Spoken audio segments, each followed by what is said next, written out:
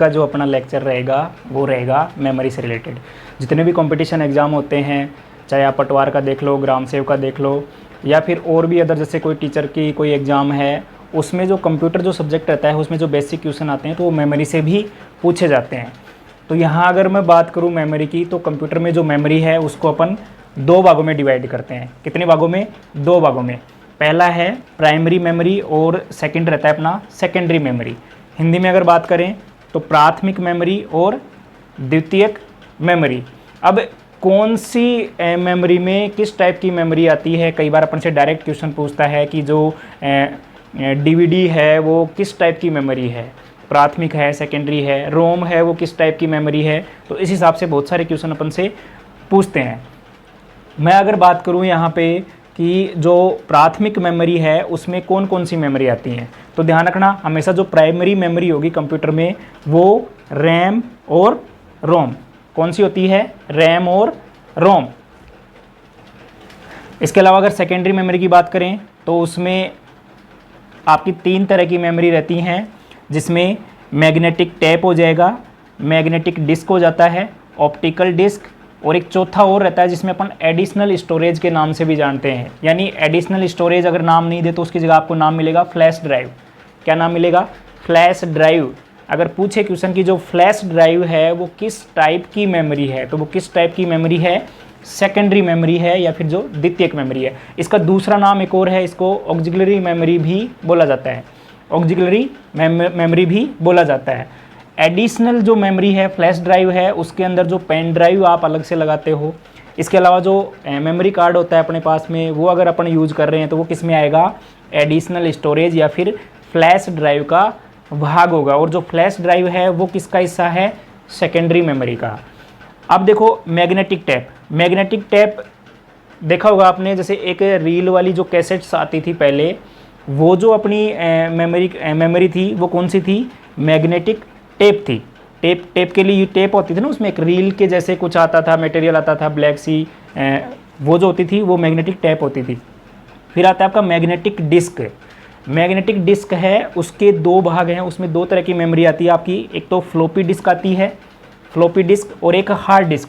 जैसे आज के जो पीसी वगैरह आ रहे हैं उनमें अपन हार्ड डिस्क यूज करते हैं, तो उससे जो पुराने वाले जो अपने कंप्यूटर या लैपटॉप हुआ करते थे उनमें अपन किसका यूज़ करते थे? फ्लॉपी डिस्क का। तो फ्लॉपी डिस्क है वो मैग्नेटिक डिस्क का पार्ट है, जो किसका पार्ट है? सेकेंडरी मेमोरी का। ऐसे ही हार्ड डिस्क है, वो भी मैग्नेटिक डिस्क का ही पार्ट है, जो किसका पार्ट है? सेकेंडरी मेमोरी का। हार्ड डिस्क है वो भी 2 तरह की आ रही है।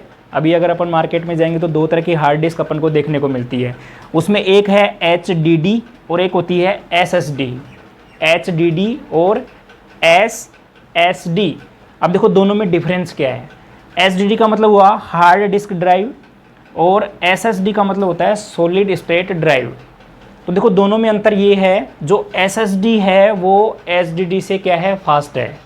इसमें जो रीड और राइट करने की जो स्पीड रहेगी डेटा को, वो जो HDD टाइप की जो हार्ड डिस्क है उससे क्या रहेगी? ज़्यादा रहेगी। अगर कॉस्ट की बात करूं कि कौन सी महंगी है कौन सी सस्ती है, तो SSD है वो कॉस्टली पड़ती है और HDD है वो आपको सस्ती पड़ेगी। अगर आप जैसे मान लो आप कोई लैपटॉप ले रहे हो, उसमें दे रखा है कि जो हार्ड डिस्क है वो HDD प्रकार की है और 1 TB है, तो मेमोरी तो उसमें आपको ज़्यादा मिल जाएगी और वो लैपटॉप भी आपको सस्ता मिल जाएगा, लेकिन उसकी जो परफॉर्मेंस होगी लैपटॉप की वो आपको क्या मिलेगी? स्लो मिलेगी। और अगर उसमें SSD टाइप की हार्ड डिस्क लगी हुई है तो भले ही आपको वहाँ पे मेमोरी थोड़ी कम मिलेगी, जैसे 500 GB मिल गई या फिर 256 GB मिल गई, लेकिन वहाँ पे जो स्पीड मिलेगी, परफॉर्मेंस मिलेगी, वो क्या मिलेगी? बेटर मिलेगी। ऐसे ही नेक्स्ट है अपना ऑप्टिकल डिस्क। ऑप्टिकल डिस्क में भी 3 प्रकार की जो मेमोरी हैं वो आती हैं, जिसमें CD होगी, DVD और BRD। जो राउंड वाली जो कैसेट आती थी, जब अभी आज से 8-10 साल पहले अपन DVD में डाल के जो कुछ मूवी वगैरह देखा करते थे, वो वाली जो अपनी CD आती हैं वो किसका पार्ट है? ऑप्टिकल डिस्क का, जिसमें CD आ गई आपकी, DVD आ गई और BRD। CD में कम स्पेस होता है, इसकी रीड और राइट की स्पीड है वो भी स्लो होती है। DVD की इससे ज़्यादा हो जाएगी और सबसे ज़्यादा जो रहती है इसमें वो रहती है BRD की, ब्लू रे डिस्क। और एडिशनल स्टोरेज में आपका आता है पेन ड्राइव हो गया या फिर जो SD कार्ड है उसका अपन यूज करते हैं। इसके अलावा एक चीज़ और आती है, जो अपना CPU है कंप्यूटर में, जो CPU है उसके नज़दीक कौन कौन सी मेमोरियाँ होती हैं। तो नज़दीक की अगर मैं बात करूं, रैम और रोम तो रहती हैं, इसके अलावा जो रजिस्टर मेमोरी है और कैश मेमोरी है वो सीपीयू के सबसे नज़दीक रहती हैं। अगर सबसे नज़दीक की मैं बात करूं तो रजिस्टर मेमोरी है वो सबसे नज़दीक है, और सीपीयू के जो सबसे नज़दीक मेमोरी होगी, याद रखना वो सबसे क्या होगी, फास्ट होगी। तो याद करने का तरीका क्या है, अगर आपसे पूछे कि निम्न में से कौन सी मेमोरी सबसे फास्ट है, तो सबसे फास्ट आपकी रजिस्टर मेमोरी होगी। रजिस्टर मेमोरी के बाद में कैश मेमोरी होगी, और कैश मेमोरी के बाद में रैम, और फिर रोम, और फिर जो ये अपनी सेकेंडरी स्टोरेज में आती हैं वो वाली रहती हैं।